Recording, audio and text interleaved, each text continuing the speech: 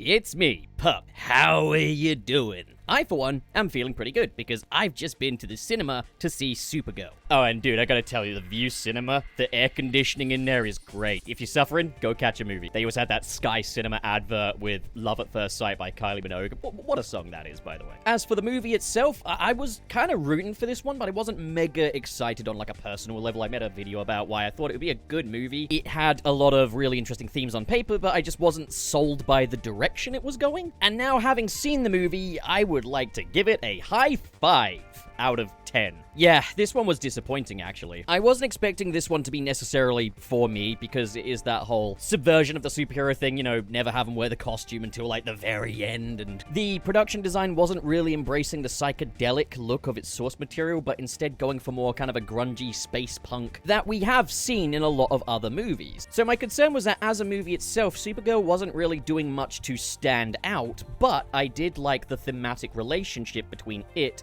and the Superman movie that released last year, which I absolutely loved, by the way. But this movie, not only would I say that it is utterly mediocre, I'm also just kind of confused. And it would make me a little concerned about the future of the DCU were it not for, like, the looks that we've gotten at Lanterns and Clayface. The reason why is because this movie feels like it has James Gunn's fingerprints all over it, and I understand that he is an executive producer, he is the head honcho with the DCU, but the film isn't directed by him. The film is directed by Craig Gillespie. I don't really know Craig Gillespie's directorial style, to be honest. I'm not familiar with it at all, but all of the tropes of a James Gunn movie are completely present and abundant in this movie. There are even tropes that aren't in the trailer. Like, there's a moment in the third act that is very similar to the Mr. Terrific fight from Superman, without really giving anything away there, and there is another massive James Gunn trope just at the end of the second act of the film. And it's one that felt completely unnecessary as well. It felt like we were heading for the final battle, but then we got this whole scene in here. A scene that completely pulls focus away from Supergirl.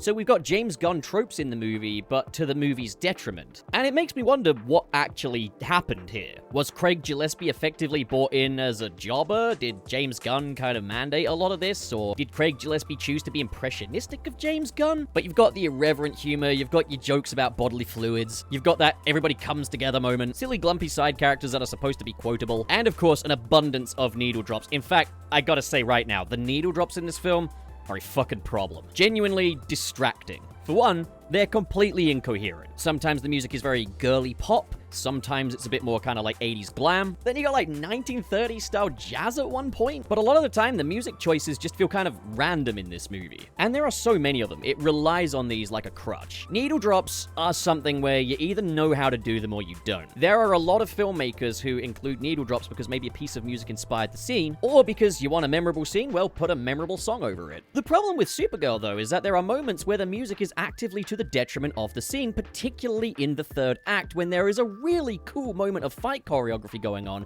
but they've got this girly pop music playing because, oh, isn't it ironic? The characters in this movie, Supergirl, is never just allowed to do anything cool without a song accompanying it, or some kind of joke or snarky remark. I understand that Supergirl is snarky. I can understand why she would enjoy rebellious music, but it just feels like the majority of these needle drops are being used as a crutch. I mean, look at how James Gunn uses needle drops, particularly like in Guardians of the Galaxy. Peter Quill, he's got a relationship to Earth, so he's got a relationship to Earth music. Like, we're going to all these alien places, but we've got recognizable tunes from planet Earth. Things that kind of connect us with our humanity. For Supergirl, though, the whole point is that she's disconnected from her humanity in a way that's like opposite to Clark. So why would you use such human music to accentuate an alien character who at this point does not want to be humanized? This could have been a fun opportunity to make Space Needle drops. Make some made-up alien-style music. I mean, it's not like the DCU is a stranger to fictional bands. Superman liked the Mighty Crabjoys. Maybe Kara enjoyed a band on Argo. I really don't know. The actual orchestral score, though, was nothing to really write home about, and I do understand that it went through like 3 different composers all at the very last minute. Maybe that's why the film is so heavily reliant on these needle drops. But I would rather the film be delayed to get a proper score than just feel like someone is blasting their Walkman at me the entire film. The production design as well is very Guardians of the Galaxy. I'm just going to come out and say it. It is Very Guardians of the Galaxy looking. I get it's a film that takes place in space, but we didn't really have any relationship to the different planets and worlds that we go to in this movie, so it's like, why did they need to look like places from Guardians of the Galaxy? Why couldn't it match the psychedelic look of the original? That's the thing. With this movie, the cinematography's fine. The cinematography is actually a cut above a lot of other contemporary blockbusters, I'd say. But the film doesn't look unique or distinctive in any way when it really could have. It had such a distinct source material. But you could tell me that a lot of these sets were just reused from Guardians of the Galaxy, and I'd believe you. In terms of the writing, this is also just like the film's worst enemy overall, I'd say. And it's weird because Supergirl herself, Kara, feels like she is from a finished script. She is a well-fleshed-out character, and she's great. Supergirl herself is a fine on-screen representation of the character, and I have to give my praise to Millie Alcock. She does as good of a job as you could possibly do in this role. She struck the balance just right with Kara, between that kind of young, rebellious irreverence, but also that pain, and that ultimate desire to be good, but without dressing that up in all the niceties and friendliness. The juxtaposition between Kara and her cousin is absolutely present in the movie, and Superman does appear a few times as well, so it can kind of stand on its own 2 feet in that regard. So the cousins, great, no notes. I actually really like those two. Sadly, I cannot say the same about the rest of the writing, though. Ruthie is a problem. I had seen that, reviews had been calling out Ruthie, and I think that's really unfortunate, because Eve Ridley, who plays Ruthie, is a child star, and too often movies just don't know how to write kid characters well, and the actor sometimes gets the blame for that, and this is a textbook example of that. Yes, unfortunately, the performance from Eve Ridley does come out very wooden in the movie, with the exception of the scenes where she gets a bit emotional, and I want you to listen back to that thing I just said there. With the exception of the scene where she gets a bit emotional. When the character isn't a complete one-dimensional flatline, which is for like one brief moment, Eve Ridley shines. She's great. For the rest of the movie, though, I don't think even, like, the most incredible actor in the world could really make this not feel wooden just from, like, a dialogue standpoint. And the problem is, when you do get character beats from Ruthie, it doesn't really feel like the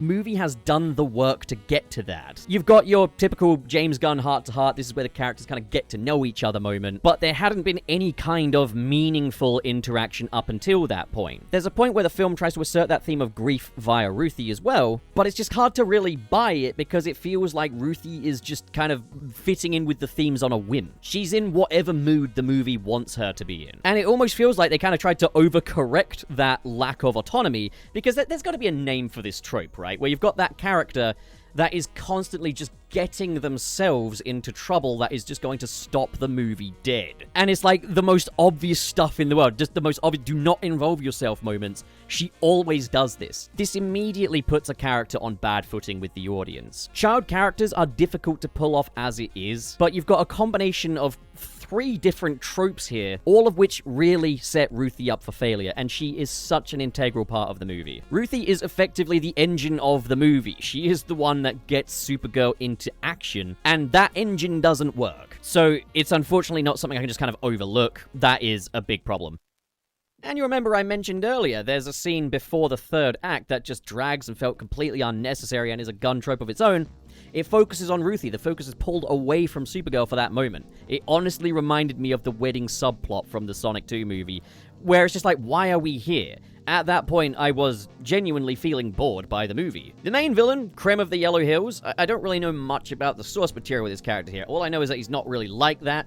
But as a villain in this movie, we have ourselves a Ronan the Accuser tier villain. This is the problem here. There are 2 things doing the heavy lifting when it comes to Krem of the Yellow Hills. Matthias Schoenaerts, sorry if I've mispronounced that, is doing everything physically possible to elevate this character. He's trying to be charismatic, he's trying to be present, but you don't really see as the actual threat of the film. He more just feels like someone for Lobo to beat up. And I really want to stress, Lobo to beat up. Lobo is fun to watch on screen, but that's the best I can really say about him. But what I will say is that there is a scene in this movie where it really looks like Supergirl's gonna step up, but then Lobo has to come in and rescue her. Lobo gets all the coolest action beats in this movie, in a way that when you actually look at Supergirl's action beats, they just don't really measure up compared to Lobo's. That's not a criticism of Supergirl as a character inherently, that is me saying that the film failed to make these 2 feel balanced when it came to the action. And again, that is quite a critical point for a movie called Supergirl. And again, even more of a shame when Supergirl in this movie is the best character. But I get the feeling there's gonna be people coming out of this going, yeah, Lobo was the star of the show. Jason Momoa is incredible in the role. Like, it's just obvious casting. But is the movie called Lobo? No. That's not to say, like, Lobo got a bunch of screen time. It's just, he got all the cool stuff.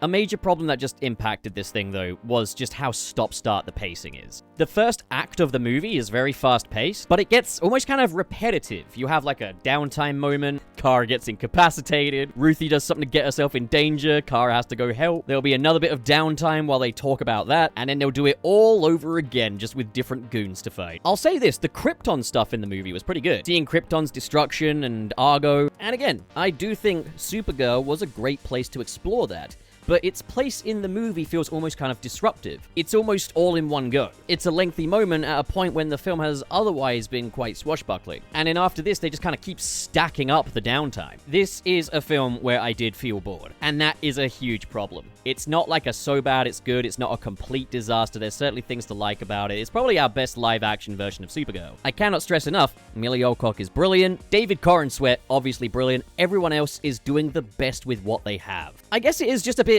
disheartening, though, because, like, we heard all this about, like, the DCU and how it was gonna be, like, a filmmaker's first thing, and that they wouldn't release anything until the script is absolutely perfect, and yet here we've got a film that feels like it was directed by the executive producer, and clings to safe tropes like it's nobody's business. I already talked about the thematic relationship between this film and Superman before it, and I will say this, Supergirl's strength is that contrast with Superman. Supergirl's strength is what is different from the Superman movie. But its weakness is how similar it is to Guardians of the Galaxy. The dialogue is generic. The aliens are generic. The villain designs are generic. It's all shot well, but everything is just generic to look at. There are some ropey green screen shots, particularly in the third act as well, but I will say, I have evidence here that some paid critics are just paid to say literally anything, because in what world is the VFX worse than The Flash? Come on, don't be ridiculous. You get paid to do this, so if you could just do more than throwing your toys out of the pram, that would be great. On paper, Supergirl has all of the right ideas. And I do respect that they tried to communicate the character without necessarily making it an origin movie.